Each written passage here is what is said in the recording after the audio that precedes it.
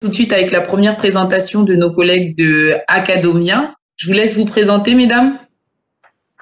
Allez. Alors, je vous explique très rapidement le déroulement. Donc, elles vont nous faire des présentations sur le sujet. Ensuite, ce sera ma collègue de Montpellier Business School qui va également nous présenter l'école. Et on aura à la fin une session questions-réponses où vous pourrez poser toutes vos questions via le chat et ces dames y répondront. Voilà, donc ça va durer à peu près, peut-être un peu plus d'une heure, je pense, ou peut-être un peu moins. Un peu moins. Voilà. En piste. Allez, super bien. Donc, je me présente, Cindy Légère. Donc, moi, je travaille chez Academia depuis maintenant plus de 12 ans. Je suis conseillère pédagogique et je suis spécialisée dans les élèves de terminale et aussi en études supérieures. Voilà. Donc, du coup, avec ma collègue Amandine, on va vous faire la présentation. Alors, Amandine va dans un premier temps voir avec vous ce qu'il existe en France comme études supérieures et moi, je prendrai le relais après pour toute la partie Parcoursup.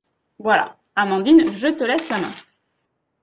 Bonjour à tous. Alors Amandine Méronneau, j'ai vu des noms et prénoms que je connaissais déjà parmi les participants. Donc bienvenue à tous. Je suis coach consultante spécialisée dans les thématiques d'orientation. C'est-à-dire que j'accompagne les lycéens, étudiants post-bac et aussi adultes en reconversion, surtout sur les projets d'orientation, c'est-à-dire sur des thématiques comme la définition de projets professionnels, mais aussi sur d'autres thématiques comme la prise de décision, la motivation, les méthodes de travail, etc. Et je travaille avec Academia depuis de nombreuses années et spécifiquement sur l'orientation depuis 3 ans comme conseillère en orientation. Et je vais donc démarrer. Ou non, on a Julie qui va se présenter. Oui, juste un petit mot pour vous saluer tous. Même chose, j'en connais déjà avec qui on a pu échanger longuement par téléphone. Donc moi, je représente l'école Montpellier Business School et je suis en particulier chargée de la promotion du programme Bachelor. C'est pas l'objet aujourd'hui de rentrer dans les détails de ce programme. Hein. Ça sera au programme plutôt de la semaine prochaine, de jeudi prochain, pardon. Voilà, aujourd'hui, on va parler surtout essentiellement de l'orientation post-bac en général et de Parcoursup. Donc, on glissera un petit mot sur l'inscription via Parcoursup au concours de MBS, mais très rapidement. Voilà, bon webinaire. Alors, je vais laisser Cindy, je te laisse du coup gérer la partie présentation, puis on va essayer de se coordonner. Je vais commencer. Alors, on voulait, avant de vous présenter et de rentrer dans le vif du sujet, à la thématique de ce soir, c'est Parcoursup. Donc, c'est Cindy qui se chargera de vous présenter le fonctionnement de la plateforme. Et on voulait quand même introduire ce webinaire par 2 points. Cindy vous l'a dit tout à l'heure, pour ceux qui étaient déjà là, vous présenter le panel des formations supérieures en France. Et avant ça, je vais introduire par les questionnements liés à l'orientation. C'est vrai qu'avant l'émission des vœux sur Parcoursup, un stade auquel vous en êtes pour certains actuellement, il y a des réflexions à mener sur le projet d'orientation. Et donc, on va débuter par les étapes pour définir son projet d'orientation. Comment on définit et comment on réfléchit à son orientation quand on est lycéen? La première étape, c'est de partir de soi. Alors, se connaître. Et alors, il y a une multitude de questions à avoir. Là, l'idée, ça va être de vous présenter les questionnements de manière synthétique et donc regrouper. On a regroupé ça sous deux pans, le savoir et l'être. Alors, qu'est-ce que c'est que le savoir? Là, je vais parler aux lycéens. Ça peut être des questionnements sur tout ce qui est savoir académique, c'est-à-dire vous questionnez par rapport à vos résultats scolaires. Donc évidemment aux matières dans lesquelles vous avez des bonnes notes, mais pas que. C'est-à-dire que les matières dans lesquelles vous avez des bonnes notes, voire vous excellez, peuvent vous guider dans vos réflexions d'orientation. Mais on peut aussi parler des matières dans lesquelles vous avez parfois eu des résultats plutôt moyens. Et je pense là plus peut-être aux élèves de seconde ou de première, mais sur des matières qui quand même éveillent une certaine curiosité, un certain intérêt chez vous et qui vous donnent envie de vous investir. C'est important aussi d'aller creuser dans les matières, on va dire, voilà, on parle de résultats scolaires, mais aussi de matières de prédilection. Et évidemment, les appréciations des enseignants auront leur intérêt. Les discussions, même j'ai envie de dire, avec les enseignants pourront aussi vous guider dans ces réflexions.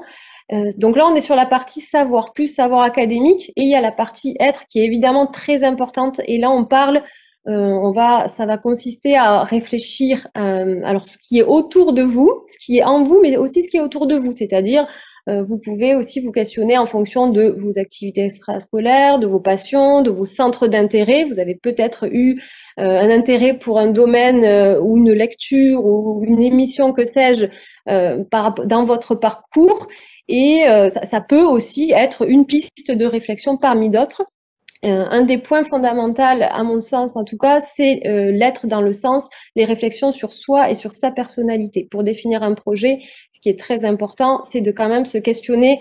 Alors oui, on entend souvent parler de qualité, défaut, personnalité, oui, mais moi j'aime bien parler aussi plus en termes de verbe d'action, c'est-à-dire en fonctionnement. On a tous des manières différentes de réfléchir, d'aborder des problèmes et d'interagir avec le monde. Et ça, c'est intéressant de se questionner aussi sur comment je réfléchis, comment j'interagis. Quand un problème se présente, quand j'ai des solutions à trouver. Donc les verbes d'action, ils sont importants parce qu'ils peuvent vous permettre, un verbe du quotidien, un verbe classique du quotidien peut devenir un verbe d'action dans le domaine professionnel. Par exemple, est-ce que vous aimez conseiller, aider? Est-ce que vous êtes à l'écoute? Est-ce que vous aimez comptabiliser, créer des projets, créer du lien entre les gens, etc. Je pense que vous voyez très bien où je veux en venir. Donc là, on parle vraiment de soi et de la mise en action et de ce qui nous motive et nous fait agir. On peut passer à la slide Super Cindy et ça va vous permettre d'avoir de matière à explorer. C'est-à-dire à partir de là, des pistes peuvent émerger et vous allez pouvoir aller explorer, rechercher. Donc soit vérifier des idées que vous avez, elles vont être confirmées ou infirmées, soit aller en découvrir des nouvelles. Et cette phase d'exploration, elle est très importante dans l'orientation. Et là, il y a multitude de canaux pour aller se renseigner, dont Internet. Alors évidemment, avec l'ONICEP, les fiches métiers ou des sites comme CIDJ, Studirama, etc.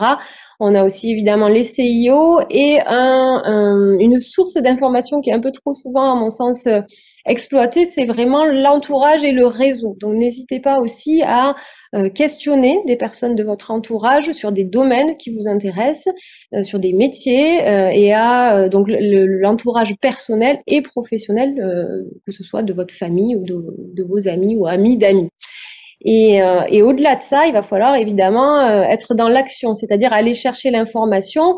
Tout ce qui va faire que vous allez être acteur de vos recherches, ça va vous permettre de trouver aussi plus facilement vos propres réponses. Ça va faire des raccourcis plutôt que parfois d'attendre un petit peu que les choses arrivent. Donc ne pas hésiter. Alors selon le stade où vous en êtes, évidemment, si vous êtes en terminale actuellement, effectuer un stage, c'est un peu compliqué. Pour les élèves des autres qui sont en année inférieure, réaliser des stages, on peut questionner, et là les élèves de terminale peuvent encore le faire, questionner des professionnels, c'est encore une fois important d'aller vérifier nos idées avec la réalité du terrain, des métiers et des domaines. Donc rendez-vous aussi dans les salons, dans les journées portes ouvertes, là elles vont avoir lieu dans les prochains jours, journées portes ouvertes des écoles, alors ce sera en ligne mais elles ont lieu et c'est vraiment de grandes sources tout ça d'informations et c'est de la matière en fait pour que vous puissiez après prendre vos décisions et faire vos choix. Et ça va nous amener à la troisième étape qui va être l'étape de la définition. Donc on fonctionne un peu en entonnoir. En tout cas, vous pouvez essayer de fonctionner comme ça si vous vous questionnez pour définir et faire vos choix. Vous avez accumulé, vous êtes allé rechercher l'information. Maintenant, il va falloir sélectionner et faire des choix.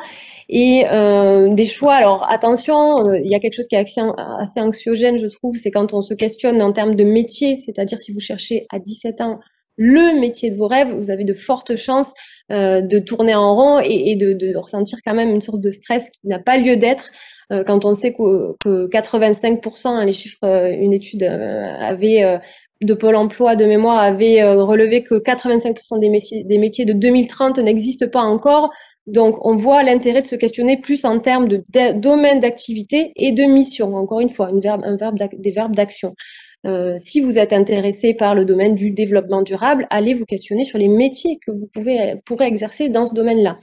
Voilà, donc il faut aussi savoir pour définir des choses, faire des choix, prendre des décisions, et même de manière générale dans la vie, c'est plus facile de le faire quand on a des critères de choix. Donc n'hésitez pas à essayer de réfléchir à vos propres critères de choix. Critères qui peuvent être de l'ordre du domaine professionnel. Qu'est-ce que je souhaite retrouver dans mon avenir professionnel? Qu'est-ce que je ne souhaite pas, au contraire, du tout retrouver? Et ça peut être aussi des critères en termes avec la vision scolaire, c'est-à-dire l'année prochaine, je suis un étudiant post-bac, qu'est-ce que j'ai envie de retrouver? Est-ce que j'ai envie de me lancer dans des études plutôt courtes, plutôt longues? Est-ce que je ne sais pas encore? Est-ce que j'ai déjà des idées de spécialisation? Est-ce que j'ai envie de pratiquer, d'être déjà en entreprise avec l'alternance, etc., etc. Donc, c'est des critères que vous devez réfléchir et déterminer pour pouvoir faire vos choix de secteur, de domaine d'activité et d'études.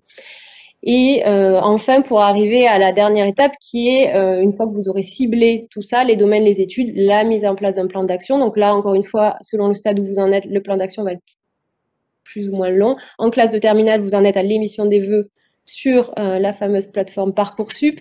Mais évidemment, il ne faut pas oublier d'anticiper pour certaines filières sélectives des éventuelles, par exemple, préparations de concours. Et ça, c'est important et ça s'anticipe.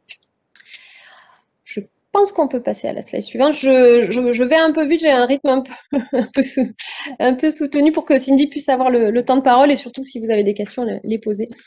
Là, on va balayer un peu les différentes filières en enseignement supérieur. Alors là, on pense aux étudiants, mais aux lycéens, mais aussi aux parents. C'est vrai que c'est un retour qui est souvent fait des parents qui parlent un peu de la jungle dans l'enseignement supérieur et avec en plus des réformes et des modifications sur certaines formations. Donc, l'idée, c'est pas là de rentrer dans le détail de chaque formation, mais plus d'aborder certaines spécificités et de les balayer toutes dans l'ensemble.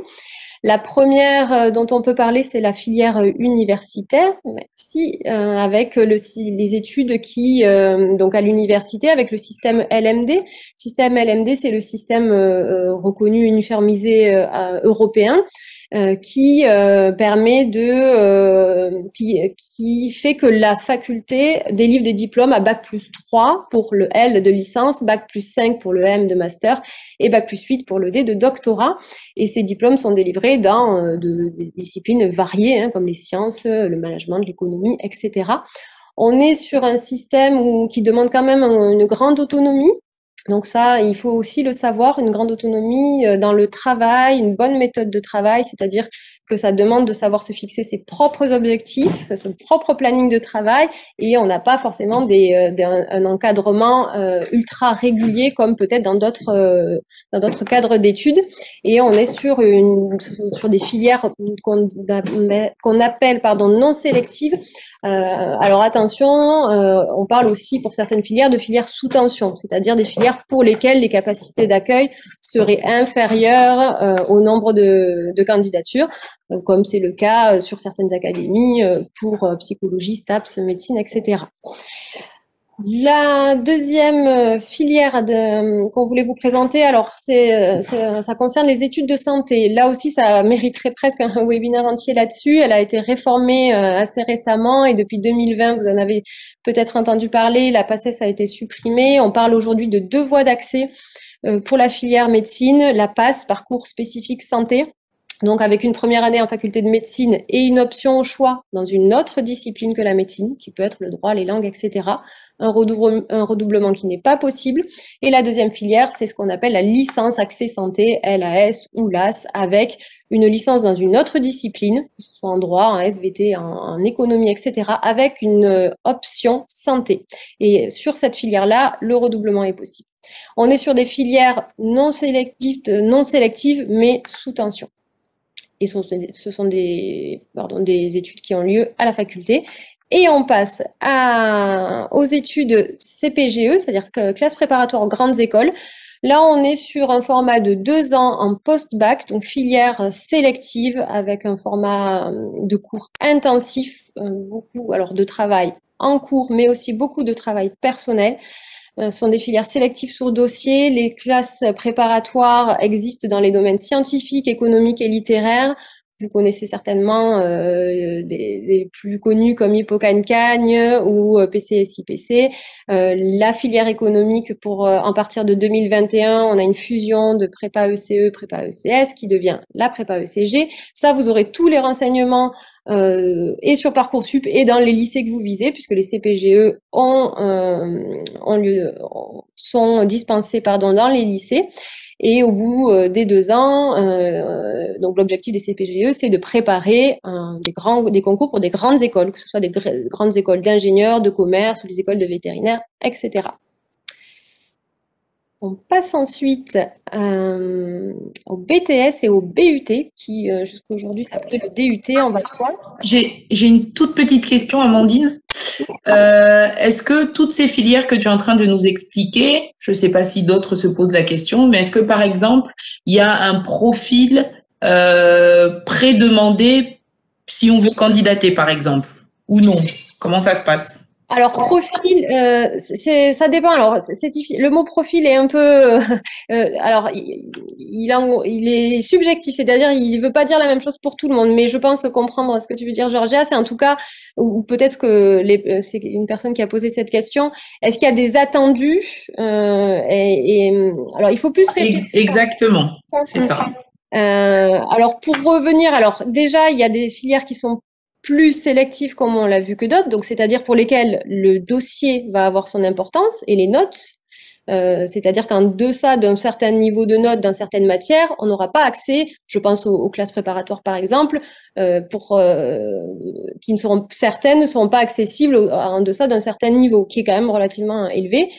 Donc ça, c'est une question de matière et de niveau scolaire. Ensuite, par rapport c'est plutôt aux attentes. J'ai envie de plutôt parler d'attentes que de profil d'élèves, c'est-à-dire de quoi avez-vous envie? Est-ce que vous avez envie d'études plus encadrées, auquel cas des études comme des BTS, BUT, école, bachelor en école ou master sont par exemple plus encadrées, et encore une fois il y a des degrés d'encadrement, donc ça demande de rentrer un peu plus dans le détail, que par exemple des études universitaires, comme je le disais, qui demandent une plus grande autonomie.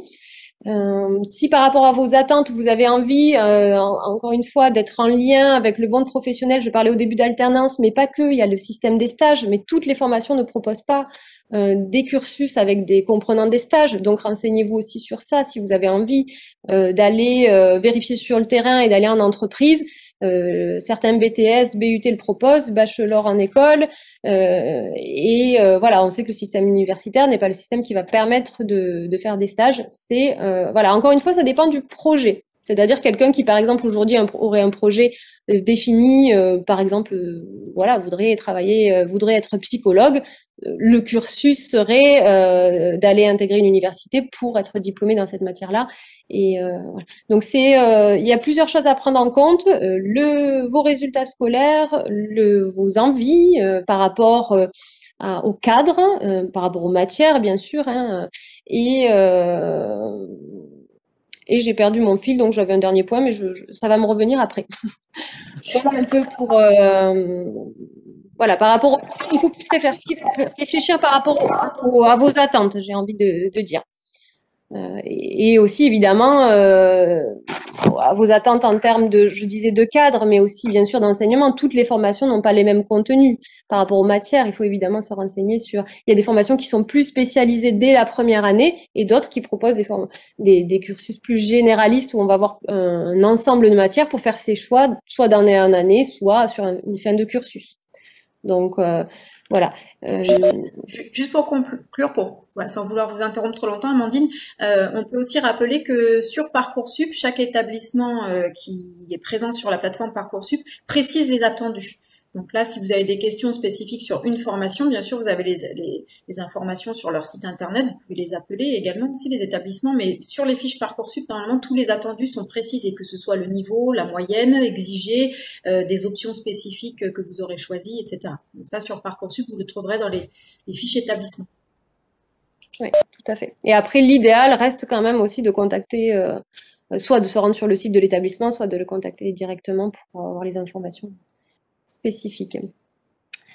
Le BTS, c'est donc un diplôme de niveau Bac+2 avec des enseignements donc en lycée pour faire qui ressemble sensiblement hein, à ce que connaissent les élèves actuellement en lycée dans le sens cadre de travail, avec une trentaine d'étudiants par classe, des évaluations en contrôle continu et des examens à la fin. On a une poursuite d'études qui est autour d'un tiers des élèves environ poursuivent leurs études après le BTS. Donc c'est parfois pour certains élèves qui soit savent déjà qu'ils veulent uniquement faire des études courtes, soit qui ne savent pas encore et parce qu'après le BTS, on a aussi la possibilité de poursuivre aussi ces études. Il y a un tiers en l'occurrence, un tiers des élèves qui le font. Le BUT, donc ça s'appellera comme ça à partir de la rentrée 2021, s'appelle jusque-là le DUT, qui est un diplôme de Bac+2 et qui donc est en passe de devenir un diplôme de Bac+3, donc sur 3 ans, avec toujours les mêmes mentions, hein, les mêmes spécialités. On peut obtenir un BUT dans le domaine du commerce comme dans des domaines plus technologiques ou scientifiques comme génie biologique, mesures physiques, etc. Et on est sur un système, alors là aussi on est sur l'uniformisation des diplômes LMD, donc un Bac+3 et avec une plus grande professionnalisation que ça l'était jusqu'à aujourd'hui, c'est-à-dire une plus grande place réservée aux stages notamment. Et on est sur des filières sélectives sur dossier. On peut passer à la suivante. On est sur les. J'avais une question sur le BUT. Oui. Si on ne fait que 2 ans sur les 3, est-ce que néanmoins ça débouche toujours sur le diplôme de DUT ou le diplôme de DUT n'existe plus? Non, à partir de la rentrée 2021, l'intégration se fera dans un BUT et le diplôme sera valable. Il faudra terminer ces 3 années et valider ces 180 crédits. Donc, le DUT n'existera plus. C'est aussi jusqu'aujourd'hui, le système était le DUT, puis beaucoup d'élèves poursuivaient en licence professionnelle. Là, les 3 ans seront regroupés et le diplôme délivré sera uniquement le BUT. Ouais. D'accord. Ensuite, par rapport aux écoles de commerce, alors on peut y accéder directement après le bac, entre autres, mais en tout cas, en ce qui concerne l'admission post-bac en école de commerce, elle se fait soit via un concours propre à l'école, avec une voie d'admission spécifique à l'école, comme c'est le cas chez MBS, et Julie vous en parlera à la fin, soit via une banque de concours, c'est-à-dire le passage d'un concours afin de pouvoir intégrer plusieurs écoles. Vous avez peut-être entendu parler d'Access ou Sésame pour les plus connus. On intègre une école de commerce post-bac soit pour 3 ou 5 ans avec le programme bachelor ou les programmes qui délivrent un niveau master. Et on est sur... alors, les écoles de commerce, il y a un webinaire demain spécifiquement sur ça, ont évidemment des spécificités. Dont entre autres les nombreux liens avec le monde professionnel et aussi avec l'international. Mais ça, on en parlera plus demain. Ce sont des filières sélectives soit sur dossier, comme c'est le cas aussi chez MBS, soit sur concours. Et donc concours soit sur dossier, et concours, soit sur concours et qui se prépare évidemment en amont, qui ne s'improvise pas. Il est donc possible d'intégrer l'école soit directement après le bac, soit suite à un bac +2, +3, 4, toujours via des concours qu'on appelle passerelles pour les bac +2, bac +3, 4. Donc on peut intégrer une école de commerce après une classe préparatoire, après un BTS, une deuxième année de licence, un BUT, etc., etc. Les écoles d'ingénieurs, on est sur le même fonctionnement. On peut intégrer une école d'ingénieurs suite à un BUT, un BTS, une classe prépa, mais aussi directement après le bac. Donc là, je passe aussi rapidement avec des banques de concours connues comme Avenir Bac, JP Polytech. Et on est sur le fonctionnement d'un bac +5 avec 2 ans de classe prépa intégrée, une évaluation régulière. Et là, on est aussi sur des filières sélectives avec un concours d'entrée et des entretiens. Sciences politiques, alors c'est aussi une filière qui a évolué. En tout cas, vous avez peut-être entendu parler de la suppression du concours pour Sciences Po Paris. L'heptaconcours, qui est le concours pour intégrer les 7 IEP de province, existe toujours. Donc, il y a les 2 voies d'accès. On part sur des études pour 5 ans qui délivrent un grade master reconnu en France et à l'étranger. Et c'est une filière aussi très sélective et donc sur dossier ou concours. Et enfin, pour terminer, les filières paramédicales, donc on peut directement après le bac intégrer des études paramédicales. De nombreux concours ces dernières années ont été supprimés, hein, c'est le cas d'orthophoniste, infirmier, etc., avec une sélection sur dossier, puis entretien oral. Certains concours sont quand même maintenus, comme c'est le cas dans certains établissements d'ergothérapie ou de psychomotricité. Alors cette année sera particulière et certaines épreuves se dérouleront certainement à distance. En tout cas, chaque établissement communiquera là-dessus. Les études paramédicales permettent d'obtenir en général un DE, diplôme d'État, en 3 ou 4 ans, et parfois jusqu'à un master, comme c'est le cas par exemple pour la filière orthophonie. Donc on est aussi sur une filière sélective, sur dossier ou concours. Voilà, j'en ai terminé. Je te passe la parole, Cindy. Merci Amandine pour cette très claire présentation. Donc, je vais essayer d'être aussi claire qu'Amandine Parcoursup. Alors, on va déjà voir ensemble, alors je me remets sur mon petit PowerPoint, les différentes étapes de Parcoursup avec le calendrier, d'accord? Donc là, en l'occurrence, donc à partir du 21 décembre de l'année dernière, l'accès aux formations 2021 était ouvert. Donc, en gros, vous aviez vraiment, et vous avez toujours l'accès à ce moteur de recherche, bien sûr. C'est comme une sorte de Google où vous pouvez rentrer des mots-clés. Et en l'occurrence, vous allez avoir les formations qui vont apparaître. Et comme tout à l'heure, Julie le mentionnait, sur chaque formation, vous avez les attendus hein, des formations en fonction par exemple des spécialités, s'il y avait des spécialités spécifiques à prendre ou pas. Et ce qui est aussi intéressant, c'est que vous pouvez y trouver les statistiques. C'est-à-dire que sur les formations, vous allez pouvoir voir les chiffres de l'année précédente avec le nombre de personnes qui se sont présentées à cette formation et le nombre de personnes qui ont été reçues. Voilà, ça vous donne aussi un peu une idée des différents, je dirais, critères de sélection par rapport à chaque formation. Donc, il y a vraiment beaucoup de choses qui sont dans le moteur de recherche, c'est vraiment très complet. Donc, je vous invite vraiment à aller voir en dehors. Hein, vous n'êtes pas obligé de rentrer dans votre cursus, dans vos codes en fait, Parcoursup. Vous pouvez le faire en dehors. Voilà, donc là, c'était jusqu'au 20 janvier. Et donc, depuis 5 jours, vous pouvez maintenant vous inscrire. Alors, donc pour ça, vous allez voir, on va vous demander le numéro INE. C'est le numéro que vous devez avoir, puisqu'il était déjà en l'occurrence pour le baccalauréat de français.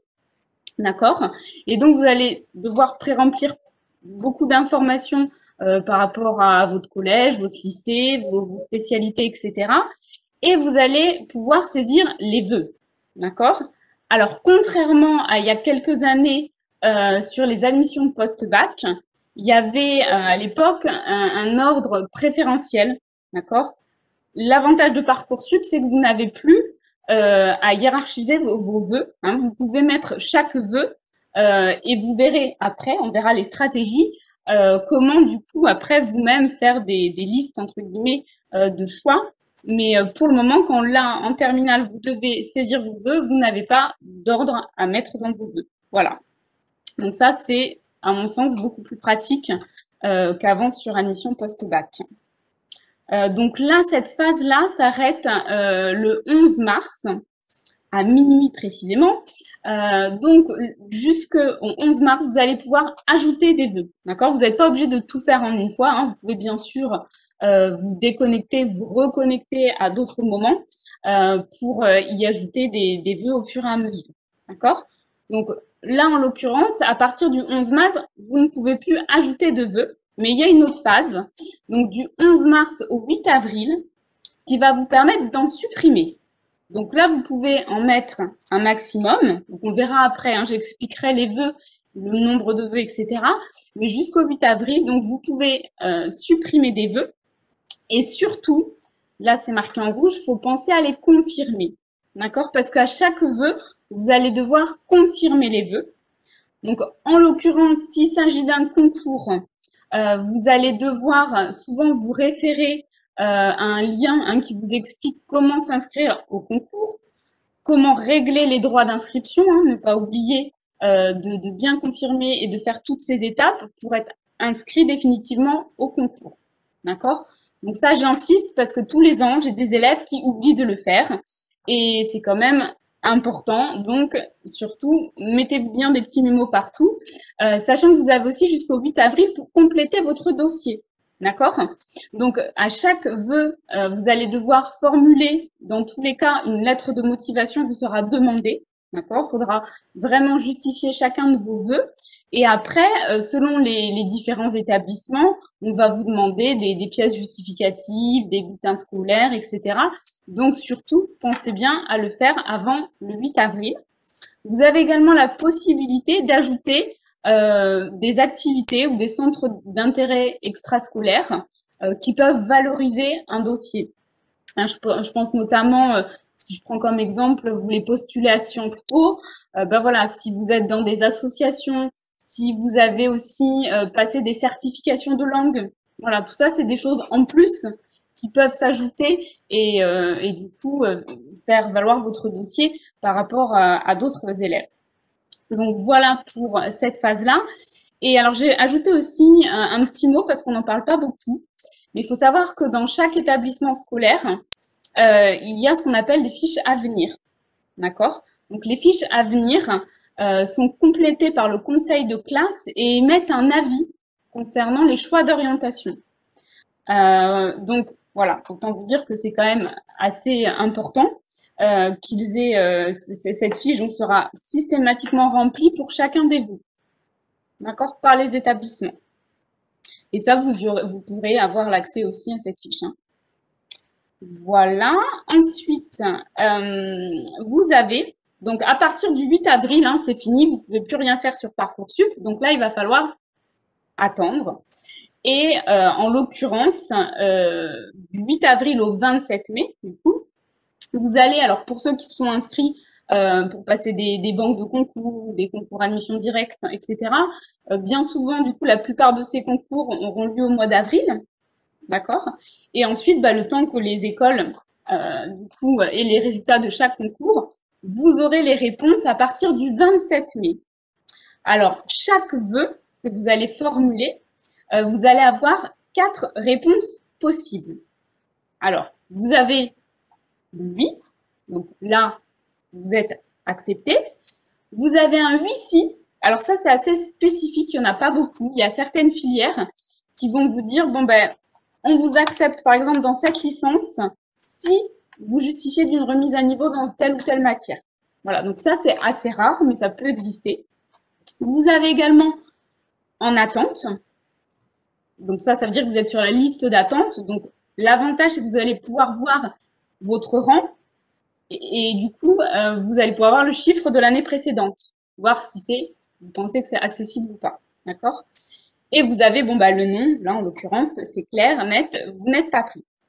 Alors, c'est là où tout le jeu de stratégie commence, puisque la règle de base dans tout ça, pour essayer d'être clair et essayer de simplifier, c'est que vous ne pouvez pas avoir plusieurs oui en même temps. Alors, je m'explique. Donc, imaginons que le 27 mai, vous aviez fait 5 vœux. Et sur les 5 vœux, vous en avez 2, vous avez un oui, et 3 où vous êtes en attente. Donc, c'est là où il va falloir faire le choix. C'est-à-dire que les 2 formations où vous allez avoir le oui, vous allez pouvoir en sélectionner qu'une sur les 2. D'accord? Mais, donc, quand vous sélectionnez votre formation oui, vous allez du coup renoncer à l'autre oui qui était dans votre liste de vœux. Mais par contre, vous avez toujours vos vœux en attente. Et ces vœux-là, vous pouvez les garder. D'accord? Une fois que vous avez un oui et des en attente, on est bon. La seule chose, c'est qu'il ne faut pas avoir plusieurs oui en même temps. D'accord? Donc, en fait, Parcoursup, ça mouline tout le temps. Donc, vous allez pouvoir avoir un oui, 3 en attente, et puis 5 jours après, il y a un autre oui qui s'est débloqué. Donc là, il va falloir de nouveau faire un choix. Et vous aurez toujours vos vœux en attente. D'accord? J'espère que c'est clair pour tout le monde. Donc après, n'hésitez pas à me poser les petites questions hein, si je n'ai pas été claire. Mais voilà, on va dire que pour simplifier, hein, vraiment, il ne faut jamais avoir plusieurs oui en même temps. Et jusqu'à quand est-ce qu'on peut changer d'avis? Alors, en fait, vous n'allez pas pouvoir changer. En fait, comme ça mouline tout le temps, souvent, quand vous avez une réponse, vous avez une formation qui est en attente et qui d'un seul coup se valide, hein, vous avez un oui, vous avez généralement entre 3 et 5 jours de délai. D'accord? Alors, c'est hyper bien fait parce que Parcoursup vous envoie un mail dès que vous avez une réponse positive. D'accord? Il vous envoie un texto, peut envoyer un texto si l'élève a bien rentré son numéro dans le site. Et il vous rappelle, hein, à chaque fois que vous avez des rappels, si c'est le dernier jour et que vous n'avez pas répondu, il vous renvoie un texto pour vous dire attention, il faut répondre, car si vous ne répondez pas, par contre, vous êtes considéré comme démissionnaire. Ah, alors, je pense que vous avez coupé votre micro, je vous entends plus. Je disais démissionnaire pour ce vœu en particulier, pas pour tous les vœux. Alors après, non, pour ce vœu-là. D'accord. Mais si on dit oui, si on a 2 oui et qu'on en accepte un, est-ce Oui. qu'il n'y a pas possibilité de revenir, de changer d'avis, de cliquer sur le… Non, une fois que vous avez accepté, et non, parce que ça serait beaucoup trop complexe, vu que là, si vous voulez, c'est une grande machine, Parcoursup. Donc, si on peut revenir en arrière, ça démolirait tout l'ordre de toute la machine. Donc, non, une fois que si vous avez dit que vous renoncez à un vœu, vous pouvez plus y revenir, c'est fini. Donc, si on a 2 oui, il faut mettre oui à un vœu et refuser à l'autre. Renoncer à l'autre, tout à fait. Et par contre, on attend de voir les vœux en attente, ce que ça donne. Exactement. Et à ce moment-là, on peut changer le oui pour un des vœux en attente qui est devenu positif. C'est ça. Si se débloque ce vœu-là à un moment donné, vous pouvez effectivement, du coup, c'est le but, hein, c'est que toutes les formations qui sont en attente et qui à un moment se débloquent, vous pouvez bien sûr l'accepter. D'accord. Même si on a déjà répondu oui à un, on peut… Après, du coup, ça annulera l'autre oui. En fait, ça libérerait la place pour l'autre oui. D'accord, mais je peux changer de oui en fait. Oui, c'est ça. Je peux changer de oui, mais que à la condition que le nouveau oui soit un vœu qui était en attente. Disons qu'il n'y a pas d'autre possibilité. Si vous avez à un moment donné, si vous avez que des, parce que en gros, c'est soit vous avez des oui, soit vous avez des non, et là en l'occurrence, malheureusement, ça changera jamais. Ou soit vous avez des en attente. Donc il y a que un en attente qui peut devenir un oui en fait. Oui. Vous voyez? Donc, mais tout est le but. Hein. C'est pour ça qu'il y en a qui attendent jusque la fin des phases, c'est-à-dire jusqu'au 16 juillet, de voir si leur vœu en attente ne va pas se transformer en oui.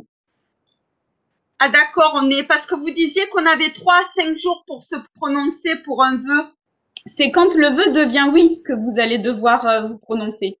Mais oui. Si vous avez un oui et un en attente qui reste plusieurs semaines, oui. Vous le laissez. Mais peut-être qu'il va vous redemander de reconfirmer votre vœu à de temps en temps, bien considérer que vous restez en attente dessus, mais c'est tout. Mais si j'ai un oui, il faut bien que je statue sur accepter ou renoncer dans les 5 jours. Alors, si vous avez qu'un oui, vous l'acceptez, en fait. Après, il y a accepter et accepter définitivement, d'accord? Donc, si vous avez des vœux en attente, faut juste accepter, ne pas l'accepter définitivement, d'accord? Et le oui en attente et les vœux qui sont en attente peuvent se débloquer, oui. D'accord? Mais ça restera le temps que le en attente ne devienne pas oui. Vous êtes accepté à la première formation et ensuite on attend de savoir si le deuxième se débloque ou pas. Et donc, s'il y a un deuxième qui se débloque, je peux changer mon oui pour aller vers celui qui s'est débloqué. Tout à fait. D'accord. Par contre, s'il y a 2 oui en même temps, il faut bien que j'en choisisse un et ça élimine le deuxième. C'est ça. D'accord. Après, c'est assez bien fait parce qu'à chaque vœu, vous allez vraiment avoir des cases avec accepter définitivement, renoncer, etc. Hein, donc, vous inquiétez pas. Le site est vraiment très bien fait. D'accord. Ça va? Oui. Donc, juste quelques petites informations. Les premiers connectés ne sont pas les mieux servis. Hein. C'est pas parce que vous allez vous connecter en premier que vous allez avoir les meilleurs vœux. C'est pas vrai, hein, qu'on soit bien d'accord là-dessus. Et voilà, surtout, prenez le temps de la réflexion, même si parfois ça peut aller vite. Hein, comme je disais, faut parfois se décider en 3 ou 5 jours. Mais voilà, prenez vraiment le temps de la réflexion à chaque phase. Voilà pour la phase de réponse. Hein, c'est souvent là où c'est le plus complexe. Mais je trouve que voilà, avec Parcoursup, c'est assez simple dans le sens où il n'y a vraiment pas de hiérarchie, quoi. Ça se fait au fur et à mesure. Donc, la phase de réponse se termine le 16 juillet. Donc, dans tous les cas, il va falloir vraiment faire attention, on en reparlera pour les vœux, d'être sûr d'avoir à la fin un vœu, que vous soyez accepté au moins une fois quelque part. D'accord? Une fois que vous avez votre acceptation définitive, ne pas oublier aussi après de faire les démarches d'inscription administrative au sein des établissements. Voilà pour les différentes phases et le calendrier. Alors maintenant, on va parler des vœux, parce que ça aussi… Alors oui, pardon, j'ai oublié la phase complémentaire. Donc pour information, alors si vous avez oublié de faire vos vœux sur la phase principale, il y a une phase complémentaire, d'accord, du 16 juin au 16 septembre, donc qui va proposer, pour être clair, les formations restantes, donc c'est pas à faire, j'ai envie de dire, mais vous pouvez reformuler des vœux à partir du 16 juin sur la phase complémentaire. Voilà. Alors les vœux, on va voir les différents types et les appellations en fait qui sont propres à Parcoursup des différents vœux, sachant qu'il faut bien savoir que Parcoursup aujourd'hui c'est 18 000 formations à peu près, d'accord? Donc là-dessus vous allez pouvoir trouver 99% des formations, ce qui n'était pas le cas il y a encore quelques années. Puisque ne serait MBS, je crois qu'il est rentré l'année dernière sur Parcoursup. Voilà, maintenant,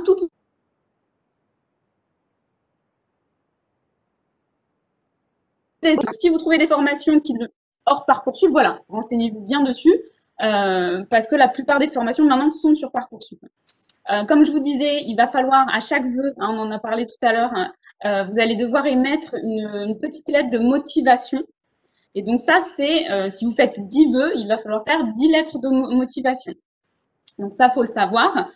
Et ensuite, bien diversifier ces vœux. Et voilà, ce que je disais tout à l'heure, c'est que c'est pas du tout à conseiller d'avoir que des vœux avec une formation sélective. D'accord? Il faut vraiment, dans tous les cas, mettre une formation non sélective pour être sûr d'avoir une place quelque part. Voilà, donc ça, c'est vraiment le conseil. Voilà, faut vraiment faire un vœu non sélectif. Alors la définition des différents vœux. Vous avez le vœu que j'appellerais simple, qui est une formation. Alors par exemple, le programme bachelor de MBS, c'est une formation, un vœu, d'accord? Et vous avez ensuite des vœux qu'on appelle les vœux multiples. Où là, vous allez avoir une formation, mais vous allez pouvoir avoir plusieurs établissements. Exemple, si vous faites demandez une prépa MPSI, d'accord, il y a une multitude de lycées en France qui proposent cette formation. Donc, c'est ce qu'on appelle un vœu multiple, une formation, et vous allez pouvoir postuler à plusieurs établissements. Et c'est ce qu'on va appeler du coup des sous-vœux, d'accord? Donc, au niveau des règles, vous avez un maximum de 10 vœux. Alors, 10 vœux sous statut étudiant et vous pouvez aussi formuler 10 vœux en statut apprentissage. Voilà, ça élargit un petit peu le champ. Et ensuite, vous avez un maximum de 20 sous-vœux, d'accord? Et 10 sous-vœux par vœu. C'est là où ça devient un petit peu casse-tête. Donc, je vais prendre des exemples après pour essayer de l'expliquer et que ça soit concret. Petite exception, en l'occurrence, pour les IFSI, les EFTS et tout ce qui est école de commerce, ingénieur en banque de concours, tous ces sous-vœux-là ne sont pas comptabilisés, puisque imaginons que ne serait-ce que vous voulez faire la banque de concours de Sésame et vous vous inscrivez aux 14 écoles, voilà, ça ne va pas vous manger 14 sous-vœux, d'accord? Ça ne sera pas pris en compte dans vos sous-vœux. Alors, petit cas pratique. Imaginons, Dorian, un élève de terminale, donc intéressé par les métiers du commerce, de la gestion. Donc, premier vœu, d'accord? Donc, il veut faire un BUT. donc BUT technique de commercialisation. Donc c'est un vœu multiple, puisqu'il va postuler en l'occurrence à Montpellier, à Nîmes, à Perpignan. Donc là, on voit qu'il a son premier vœu et il a fait 4 sous-vœux. Deuxième vœu, il fait le choix d'une classe préparatoire économique. Et là, il se dit, bon, ben moi, je veux essayer d'entrer à Joffre, mais il a l'option avec et sans internat. Donc là, c'est un petit détail, mais il faut savoir que vous pouvez postuler aux deux, ça ne vous comptera qu'un sous-vœu. D'accord? Ensuite, voilà, il fait le choix de Emmanuel Dazon, Pierre de Pharma, etc. Donc là, en tout, finalement, il a 7 sous-vœux, mais comme il y a le lycée Joffre qui prend que un sous-vœu, au total, il comptabilise 6 sous-vœux. Donc là, à ce stade, il a effectué 2 vœux, d'accord, sur les 10, hein, il a le choix, et il est à 10 sous-vœux par rapport aux 20 où il peut postuler. Ensuite, il fait le choix de faire le 3e vœu, donc le programme bachelor de MBS, d'accord, donc là c'est un vœu propre. 4e vœu multiple, le concours Access, il se présente aux 3 écoles. Et comme on l'a vu, tout ce qui est banque de concours, les écoles ne comptent pas comme sous-vœu. Et 5e vœu multiple, il fait un BTS NRC. Et là, en l'occurrence, il postule à 5 lycées, donc ça lui fait 5 sous-vœux. Donc, si on fait un petit récapitulatif de tout ça, ben, au total, il a utilisé 5 vœux hein, sur les 10 de Parcoursup. Et il a fait 15 sous-vœux sur les 20. Voilà. Donc, j'espère que ce cas pratique était assez clair pour vous.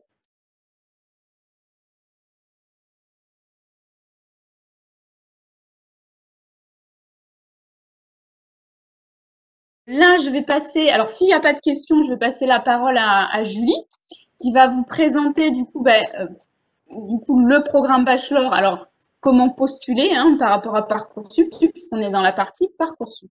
Voilà. Merci. Alors, on va peut-être laisser Julie faire la présentation. Oui, à la fin, on reviendra pour poser des questions. Si vous voulez bien. Si vous voulez bien. Voilà, on prendra toutes les questions. Merci Cindy. Je voulais effectivement revenir sur le cas pratique que vous avez présenté avec tous ces choix, un BTS, un DUT, enfin un BUT, une école de commerce. Je pense que ça, c'est vraiment un conseil qu'on peut donner aux étudiants. C'est de surtout ne pas mettre tous leurs œufs dans le même panier. Donc un étudiant, là, l'étude de cas, c'était un étudiant intéressé par des écoles, en tout cas des études de commerce et de gestion. Ne pas tout miser, par exemple, uniquement sur des écoles de commerce avec des concours, mais préciser aussi un BTS ou un BUT ou une fac qui, eux, font une sélection sur dossier. Voilà, essayer de varier aussi les voies d'admission, on ne sait jamais. Et voilà, prévoyez des plans A, B, C, D. Vous avez 10 vœux, c'est vraiment beaucoup. C'est très rare que les 10 vœux et toutes les possibilités de sous-vœux soient remplies. Donc voilà, prévoyez assez large et des formations assez différentes dans un domaine que vous avez choisi ou même des fois dans plusieurs domaines. Voilà. Donc je vais vous refaire moi, mais très rapidement parce que j'ai beaucoup de questions à ce sujet. Uniquement comment est-ce qu'on postule à MBS sur notre programme bachelor, donc Bac plus 3, hein, vous l'avez compris. Cindy, on peut passer au slide d'après, s'il vous plaît? Merci. Donc là, on est bien d'accord, hein, ce Parcoursup, c'est pour rentrer en première année. Alors d'abord, les prérequis. On va revenir tout à l'heure, on a parlé de concours. Voilà, donc nous, on admet les étudiants uniquement sur concours. Alors cette année, le concours va se faire à distance, mais il aura lieu, c'est-à-dire qu'on ne fait aucune présélection sur votre dossier scolaire. Donc le dossier scolaire, ça veut dire aussi bien vos notes, vos moyennes, on ne va pas regarder. Alors c'est un peu dommage pour ceux qui ont eu de très très bons résultats, mais voilà, par équité, on préfère donner sa chance à tous les étudiants qui ont envie de postuler parce que ça arrive fréquemment, surtout en ces périodes un peu troublées en ce moment, des étudiants qui décrochent un petit peu en terminale et qui ont des dossiers scolaires qui ne reflètent pas du tout leur potentiel, avec des moyennes, voilà, qui ne leur rendent pas justice. Donc on leur laisse la possibilité de s'inscrire au concours et de faire leurs preuves lors du concours. Alors même chose, toutes les séries sont acceptées, hein, on ne fait pas de discrimination selon les séries, alors que ce soit des bacs S pour les anciennes mentions, que ce soit S, STMG, L, ES bien évidemment. Et c'est la même chose pour le nouveau bac avec les options. Hein, donc il n'est pas obligatoire d'avoir mis maths expert dans ces options du bac pour pouvoir postuler en école de commerce, en tout cas pas dans toutes. Donc ça, une fois de plus, renseignez-vous auprès de chaque école. Ça serait trop simple pour vous si toutes les écoles recrutaient de la même manière, mais c'est vrai qu'on a chacune nos critères, donc renseignez-vous bien à chaque fois. Donc à MBS, en tout cas, pas de présélection sur votre dossier, ni sur les notes, ni sur les options du bac. Donc l'inscription, elle va se faire via la plateforme, et donc, comme Cindy vous l'a expliqué, on a notre propre concours. On n'appartient pas à une banque d'épreuves qui vous permet de postuler à plusieurs écoles, et donc si vous postulez chez nous, on va vous prendre un vœu. Donc, vous devez nous mettre dans vos vœux avant le 11 mars. Hein, comme ça, j'en profite pour vous refaire un petit peu le déroulé du calendrier Parcoursup. Donc, avant le 11 mars, bien nous noter dans vos vœux. Sinon, vous devrez attendre la phase complémentaire s'il nous reste des places pour postuler à nouveau. Et Cindy, on peut passer, s'il vous plaît. Merci. Voilà, vous avez, comme Cindy le disait, des frais d'inscription toujours hein, pour les concours, que ce soit en école d'ingénieur ou de commerce, etc. Les concours sont payants, donc les frais sont à régler dans Parcoursup pendant la phase de confirmation ou même dès maintenant, hein, mais c'est pas obligatoire de le faire dès maintenant. Ça, c'est vraiment l'un des éléments que vous devrez vérifier quand vous serez en phase de confirmation de vos vœux, c'est que vous avez bien réglé les frais d'inscription au concours si vous en avez un passé et que vous avez bien, par exemple, rempli la lettre, enfin la partie projet, la partie centre d'intérêt, etc. Et donc ça, vous avez jusqu'au 8 avril. Alors, le concours, il a lieu du 19 au 23 avril. Alors, vous verrez toutes les écoles de commerce, puisqu'on reçoit en fait, nous, le listing de tous les inscrits lorsque la phase de confirmation est terminée, donc le 8 avril. Parcoursup met un petit temps pour nous envoyer des fichiers des inscrits et donc on va vous envoyer juste avant les dates du concours, donc vers mi-avril, vous allez recevoir un mail de confirmation précisant que vous êtes bien inscrit au concours de MBS et vous donnant toutes les consignes pour la suite. Alors cette année, suite au Covid, hein, vous verrez que beaucoup de concours auront lieu en ligne, en distanciel, puisque ça nous paraît un peu complexe et compromis de vous proposer des concours sur les campus avec le Covid qui traîne. Donc, épreuve en ligne, ça veut dire qu'on va vous envoyer un mail avec des liens pour passer des épreuves en ligne. Alors, ce sont des tests qui sont faits pour les examens online.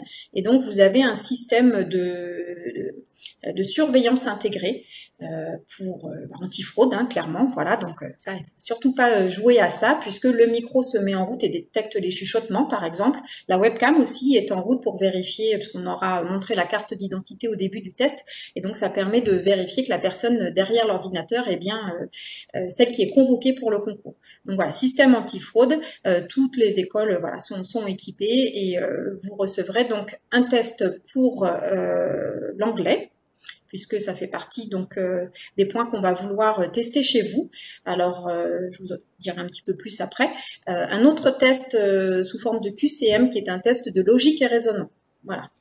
Quand vous postulez en école de commerce, on veut s'assurer que vous possédez les capacités de raisonnement, de réflexion, de déduction, de logique qui sont nécessaires dans le monde du travail, tout simplement. Et puis, une épreuve qui compte double par rapport aux deux autres, c'est un entretien, mais vu qu'on a énormément de candidats, on ne les organise pas en live, hein, ce ne sont pas des entretiens en live où le jury peut vous poser des questions en direct, tout simplement pour un souci d'organisation et de volume et d'horaire, etc. Donc, c'est une vidéo différée. Le principe, c'est que vous allez recevoir un logiciel qui va vous poser des questions à la place du jury et vous pourrez vous enregistrer très simplement en appuyant sur un bouton et vous serez filmé lorsque vous donnerez votre réponse. Voilà, donc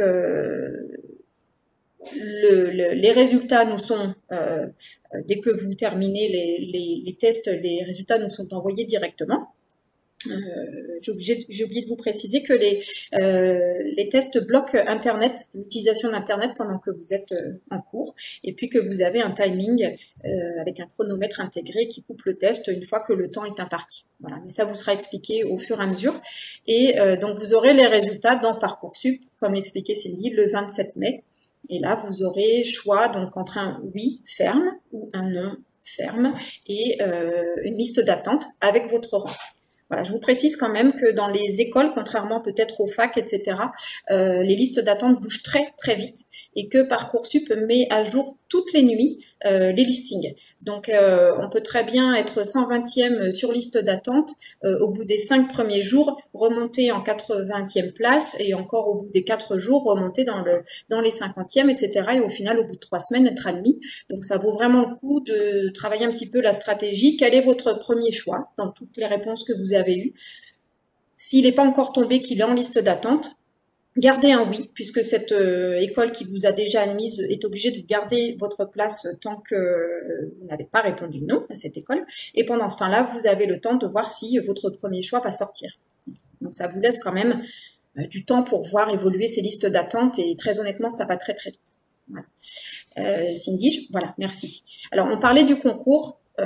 Quelle que soit l'école ou quel que soit le concours que vous voulez passer, un conseil, préparez-le. C'est très important puisqu'on classe les résultats des participants, des candidats, et qu'on va appeler les gens par résultat au concours. Donc, chaque point est important, ce qui fait que si vous découvrez, surtout cette année où les épreuves sont en ligne, le temps de comprendre le logiciel, ce qu'on attend de vous dans le test, ça peut être un petit peu déstabilisant au début, vous faire perdre des points.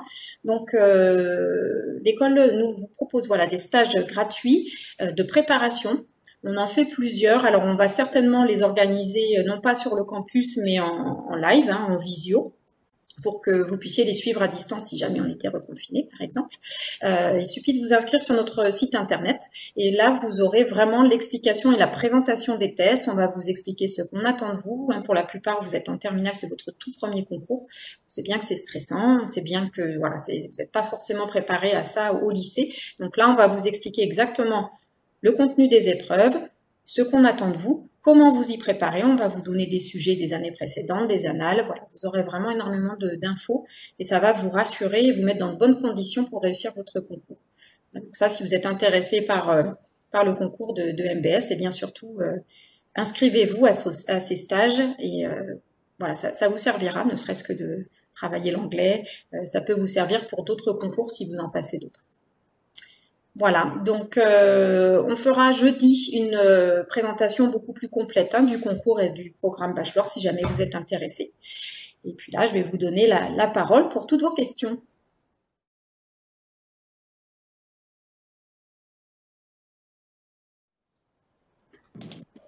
Merci Julie, merci à vous trois, mesdames, c'était très instructif. J'ai une question. J'ai une personne qui demande si une licence de droit, c'est un vœu simple ou un vœu multiple par rapport aux différentes universités. Du coup, ça sera un vœu multiple. D'accord. On m'entend? Oui, on t'entend. Oui, non, ça sera un vœu multiple dans le sens où une licence de droit, voilà, elle peut postuler à Montpellier, à Nîmes, et ça sera comptabilisé comme un vœu multiple. Un vœu multiple. D'accord. J'ai une autre question qui a été mise sur le chat. Je pense que ma collègue a répondu, mais je voudrais que tout le monde... Comment? Juste pour rebondir sur ce que dit Cindy et oui. peut-être allez-y Amandine. Peut-être que dans préciser qu'il a aussi la possibilité que de ne postuler que pour une seule licence. Voilà, juste pour pas qu'il y ait de confusion. Effectivement, c'est un vœu multiple si l'élève postule sur plusieurs campus, licence de droit à Nîmes, Montpellier, Lille, etc. Mais si le choix est de postuler uniquement sur une seule université, on sera sur un vœu simple. Mais la logique est que, en général, il est quand même conseillé de postuler dans différents établissements. Mais voilà, il y a la possibilité ça c'est au choix de l'élève, de ne postuler que dans une seule université. Voilà. Alors, j'avais une autre question également dans le chat, et c'est l'alternance ou les stages de BTS peuvent-ils se faire à l'étranger ou uniquement en France? Très bien. Alors, ça, je vais me permettre de répondre. Alors, l'alternance, déjà, c'est soumis à la législation française, c'est la loi sur l'apprentissage, donc c'est vraiment strictement réservé aux entreprises françaises et d'ailleurs aux étudiants qui résident, français, et pour ceux qui ne sont pas français, qui résident depuis 1 an en France. Donc là, l'alternance, c'est vraiment français. On a quelques étudiants un peu malins qui trouvent des contrats en France, mais avec des antennes en Espagne ou sur des pays frontaliers. C'est jouable, mais par contre, il faut garder en tête que l'alternance, elle a des rythmes des fois qui sont assez soutenus et qui vous demandent de revenir très régulièrement en école. Donc, si vous êtes à l'étranger, ça peut être compliqué de faire les allers-retours. En ce qui nous concerne à Montpellier, c'est 3 semaines en entreprise et 1 semaine à l'école. Alors, j'en profite pour répondre à une autre question que j'ai vue. Donc, l'alternance, elle est possible qu'à partir de la 3e année chez nous. Et donc, principalement sur des entreprises françaises, mais n'importe où en France. Et ensuite, en ce qui concerne les stages à l'étranger, alors ça, c'est possible. En école de commerce, vous en avez qui sont obligatoires, hein, les stages entre 2 mois et 6 mois. Vous pouvez les faire aussi bien en France qu'à l'étranger. On vous accompagne d'ailleurs pour les trouver. Après, en BTS, les stages sont beaucoup plus courts, donc c'est souvent très compliqué d'aller trouver des stages à l'étranger pour des durées d'1 mois, par exemple. Ça vous demande de vous installer, etc. Et puis les conventions sont pas forcément, suivent pas forcément. Donc ça, il faut contacter en fait les établissements qui vous intéressent et leur demander quelles sont les possibilités de stage, quelle durée, etc. Donc ça, c'est vraiment des règles qui sont propres à chaque établissement. Merci Julie. Alors, j'ai également une autre question sur Parcoursup qui est, est-ce que Parcoursup est fait uniquement pour une entrée en bac+1? Alors, oui, effectivement, Parcoursup, c'est pour entrer après le bac en théorie, mais également pour une réorientation. Imaginons que un élève soit parti en première année de droit et qu'au final, il se rend compte que c'était pas fait pour lui. Il a possibilité, donc même en bac+1, de repostuler, donc de se réinscrire sur Parcoursup pour trouver une autre formation, mais qui effectivement sera amenée à être du bac+1. D'accord. Donc on retient effectivement pour... Et j'ai également une autre question de Théo qui demande si le fait d'avoir fait maths et physique, chimie en terminale est pénalisant pour faire des études dans le commerce. Je vais me permettre de répondre aussi. Alors non Théo, pénalisant, pas forcément. Une fois de plus, à voir selon l'établissement que vous visez. Si vous êtes sur un établissement qui demande telle et telle option, là, effectivement, vous allez devoir comparer. Alors, maths, ça sera jamais pénalisant. Par contre, physique-chimie, si vous n'avez pas du tout à côté d'options, plutôt tournée commerce ou géopolitique, etc., ou langue, ça peut être pénalisant dans certains établissements, mais en l'occurrence à MBS, je vous ai dit, nous on ne regarde pas du tout les options. Donc c'est pas pénalisant dans tous les cas. Chaque établissement a ses propres critères, va imposer ou non certaines options, va les recommander parfois. Donc une fois de plus, les concours permettent de mettre en avant votre profil plutôt que votre dossier. Donc normalement sur les concours d'école de commerce, en tout cas, là je parle pas des BTS ou des BUT ou des facs qui sont sur dossier. Là je vous parle des écoles sur concours. Le concours est là pour vous aider à faire vos preuves et à montrer votre potentiel et votre intérêt pour les écoles de commerce et en tout cas les études de commerce. Et donc, maths, physique, chimie, nous on a des scientifiques qui s'en sortent très bien. Par contre, vous aurez toujours ce test d'anglais, donc il faut quand même que les langues, ce soit quelque chose qui vous intéresse, même si vous avez un profil scientifique en terminale. Voilà, mais ça reste ouvert en général et de plus en plus, les écoles s'ouvrent et essayent d'élargir à différents profil. Merci Julie. On a également Quentin qui nous pose la question, donc dans le contexte sanitaire actuel, une formation en alternance est-elle toujours envisageable? Alors oui, cette année et même l'an dernier. Alors effectivement, l'an dernier, on a eu quand même quelques contrats qui ont dû être abandonnés dans la précipitation puisque la situation sanitaire a évolué très très vite et personne n'était préparé à ce ce cas de figure. Par contre, cette année, ça a été bien anticipé par les entreprises et nous, quasiment tous nos étudiants, enfin un énorme pourcentage, a bien trouvé son alternance. Les alternances ont lieu. Alors, certains étudiants sont en télétravail pour leur alternance et également ont leurs cours à distance. Donc, c'est vrai que c'est une alternance virtuelle puisque tout se passe en ligne, hein, aussi bien le travail que les cours. Pour d'autres, ils ont leur contrat d'alternance qui court normalement, donc ils sont sur leur lieu de travail 3 semaines par mois et puis une semaine en cours à distance. Par contre, ça, voilà, là je vous parle des alternants qui sont à MBS. C'est vraiment aussi lié à la qualité des relations que l'on a avec nos entreprises et qui ont vraiment joué le jeu pour essayer de continuer à prendre des alternants et des étudiants en stage également, pour pas que tout le système s'arrête. Voilà, donc c'est vraiment grâce au réseau des entreprises que l'on a. Après, je sais pas, en BTS et en BUT, je pense que ça a été un petit peu plus compliqué pour trouver des stages et des alternances, surtout que quand vous faites l'alternance tout de suite après le bac, vous êtes sur des rythmes style 3 jours à l'école et 2 jours en entreprise, donc des rythmes très alternés, et là, ça a pu poser souci. Merci beaucoup. Est-ce que vous avez d'autres questions, messieurs, dames? Quel est le webinaire de jeudi? Alors, donc, demain, c'est comment choisir son école et son cursus. Jeudi, Julie? Oui, jeudi, c'est sur la présentation très spécifique du programme Bachelor de Montpellier Business School.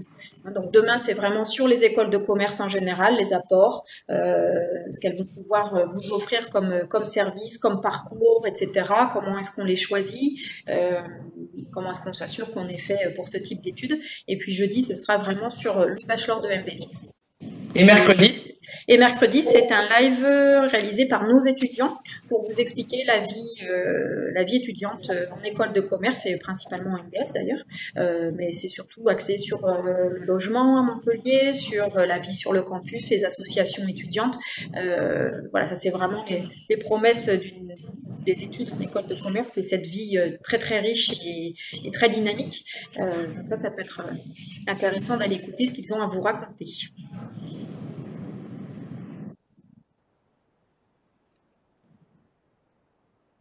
Alors, est-ce qu'on va envoyer le PowerPoint? Je ne pense pas. Alors, le PowerPoint, non. Par contre, la rediffusion, on va vous mettre sous format replay toute la présentation. Donc, comme ça, vous pourrez retrouver le PowerPoint et puis les interventions, les présentations. Voilà, ça sera sur notre site internet. Sur le site de Business School. Voilà. Voilà, est-ce que vous avez d'autres questions? N'hésitez pas, messieurs, dames, elles sont encore à votre disposition pour quelques minutes. Merci Théo. Mesdames, vous n'avez rien à rajouter? Si moi je peux rajouter, alors surtout aux étudiants qui sont actuellement en terminale ou qui ont le bac et qui se posent encore des questions, nos équipes MBS seront disponibles toute la semaine et même la semaine prochaine pour s'entretenir avec vous au téléphone. Donc on vous réserve des créneaux de 20 minutes. Il suffit de prendre rendez-vous sur notre site internet et comme ça vous pourrez vraiment nous poser toutes les questions, les choses sur lesquelles vous hésitez, les questions très pointues que vous pouvez avoir parfois sur voilà, les séjours à l'étranger, sur l'alternance, sur les cours, etc. Voilà, donc ça, n'hésitez pas, vous prenez rendez-vous directement sur le site internet. Très bien, mesdames. Est-ce que vous avez autre chose à rajouter? Amandine, Cindy? Un grand merci, un bon courage aux élèves qui sont actuellement en train de se positionner sur Parcoursup.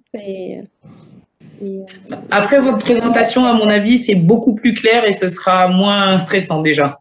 On espère. En tout cas, c'est la clé pour éviter le stress. Hein. C'est vraiment se renseigner, aller à la pêche aux infos et auprès des bons interlocuteurs. Donc vraiment, n'hésitez pas à appeler tous les établissements ou à aller consulter leur site internet. Et comme disait Amandine tout à l'heure, le réseau, c'est important. Si vous avez quelqu'un qui a fait un BTS qui vous intéresse, consultez-le. Mais les modalités changent tous les ans. Donc, renseignez-vous auprès de vos proches sur leurs études. Voilà, ça peut vous donner des envies. Mais ensuite, allez quand même consulter les sites et les établissements en question parce que surtout dans cette situation-là sanitaire un peu compliquée, il y a beaucoup de modifications. Donc vraiment, allez à la source pour les infos.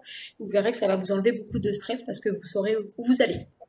Le fait d'être en action diminue le stress aussi, donc n'hésitez pas. J'ai pas compris comment est-ce qu'on retrouve la vidéo du webinaire. On va sur le site de MBS? Oui, on va vous le mettre en ligne. Alors pas demain, hein, dans la semaine, plutôt en fin de semaine d'ailleurs. On vous le mettra en ligne. Mais sinon, vous pouvez aussi me faire un mail et je vous l'enverrai en version brute si ça vous intéresse, si vous voulez le récupérer rapidement. Pareil pour les webinaires à venir, pareil, il y aura Ils seront tous enregistrés, oui. Oui, d'accord. Oui. Très bien, écoutez, merci à vous, merci à tous de vous être connectés, en tout cas pour ce webinaire. On remercie Acadomia, également Montpellier Business School pour ces présentations. Et si vous avez d'autres questions, n'hésitez pas à nous joindre, en tout cas pour Montpellier Business School à l'adresse concours.bachelor@montpellier-bs.com. Voilà, et vous avez les coordonnées aussi d'Acadomia et d'Amandine et Cindy sur notre site. Vous avez les liens, voilà, vous pourrez les retrouver.